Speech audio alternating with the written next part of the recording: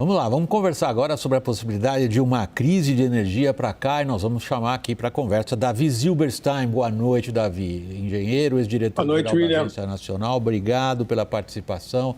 Vamos lá, estamos correndo com o tempo, Davi. Perdoe minha falta de cortesia. Qual é o risco que esse conflito se transforme numa crise energética? Olha, isso, aliás, eu tenho ouvido o Lorival falando e outros analistas, você mesmo, vai depender de quanto tempo durar esse processo. Ou seja, se for uma guerra curta, se for uma guerra de ocupação curta, pouco vai afetar. A gente viu sanções de todos os tipos sendo anunciadas, mas não se falou, por exemplo, em cortar a compra de gás natural da União Soviética, que responde por 40% do abastecimento da Europa, especialmente da Alemanha. A Alemanha, em 10 anos, passou de uma dependência de 40% para mais de 50% dessa dependência. Não se falou nisso. O que se falou foi a suspensão temporária do licenciamento do segundo duto de gás que leva gás da Rússia para a Europa. Quer dizer, não se falou, por exemplo, não vamos construir o duto, mas o duto está pronto, já tem gás dentro. É um processo de licenciamento que, se quiser, semana que vem, libera de novo. Então, vai depender muito de como isso vai progredir. A gente tem que lembrar que essa questão do gás da Rússia, em 1982, já no governo Reagan, para quem lembra, os Estados Unidos fizeram de tudo para impedir a construção desse gasoduto, desse primeiro gasoduto, inclusive proibindo empresas americanas, na época, de participar dessa construção, do projeto da construção, e ele aconteceu. Eu diria que existe um ciclo histórico de quem depende mais um do outro.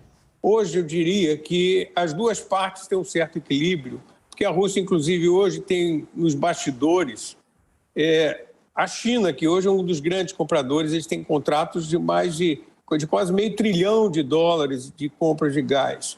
Então, tem reservas hoje enormes, porque gás e petróleo são as principais fontes de divisas da Rússia. Então, mas eles têm reservas de quase R$1 trilhão, eles têm um colchão bastante forte, quer dizer.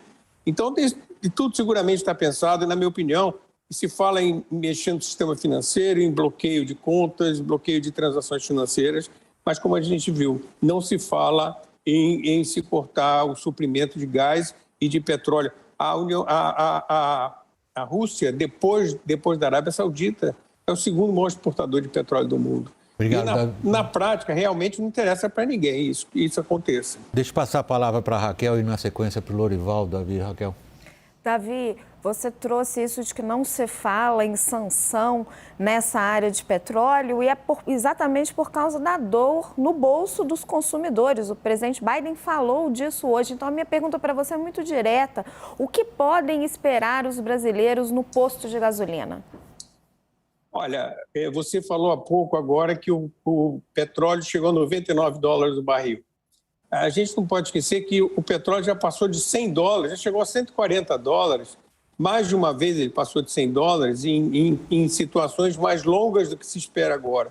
E não houve vamos chamar, essa histeria que a gente já vinha vivendo, independente da invasão da Rússia. O que acontece é o seguinte: nós temos um problema do câmbio. O que nós temos aqui no Brasil, se a gente pegar em dólar o preço do barril, ou melhor, o preço do litro da gasolina, do diesel, nós já tivemos esse preço durante muitos anos. O que nós temos é uma questão do câmbio. E, ao contrário do que se imagina, do que nós ouvimos agora há pouco anteriormente, com a queda do preço do dólar em relação ao real, ou seja, com a desvalorização do dólar em relação ao real, depois de muito tempo batendo próximo de 6, agora mais próximo de 5, se não houver esse crescimento, eu diria até que nós podemos ter, dentro dessa conjuntura, a $99, porque o petróleo já estava a 95 até semana passada. Houve um aumento que não é tão significativo. Nós podemos dizer que cresceu, mas não explodiu o preço do petróleo. Então, eu diria que a redução do câmbio ela foi mais significativa do que o aumento do preço do petróleo, e pode parecer paradoxal, se ficar dessa maneira, a gente pode até esperar uma redução dos preços dos derivados aqui no Brasil. Lorival, para arrematar. Davi, a Rússia veio no ano passado reduzindo um pouco o fornecimento de gás para a Europa, e isso elevou o preço, inclusive, né? Eles têm uma certa margem aí de reservas para fazer isso. A Europa teria alternativas, Estados Unidos, Oriente Médio, para suprir uma eventual diminuição do fornecimento do gás russo? Olha, tem sim, Lorival, tem, eu diria, duas principais.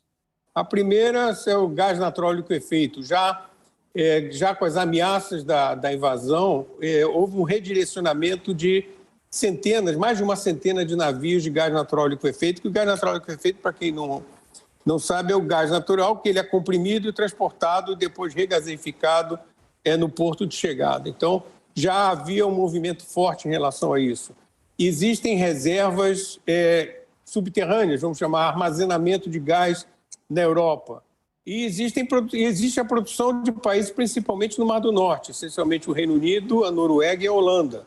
Então, existem alternativas, sim, levando em consideração, na minha opinião, que já de algum tempo, como você falou antes, o preço do gás já vinha subindo muito. Então, já havia uma racionalidade, eu não diria racionamento, mas uma racionalidade no uso.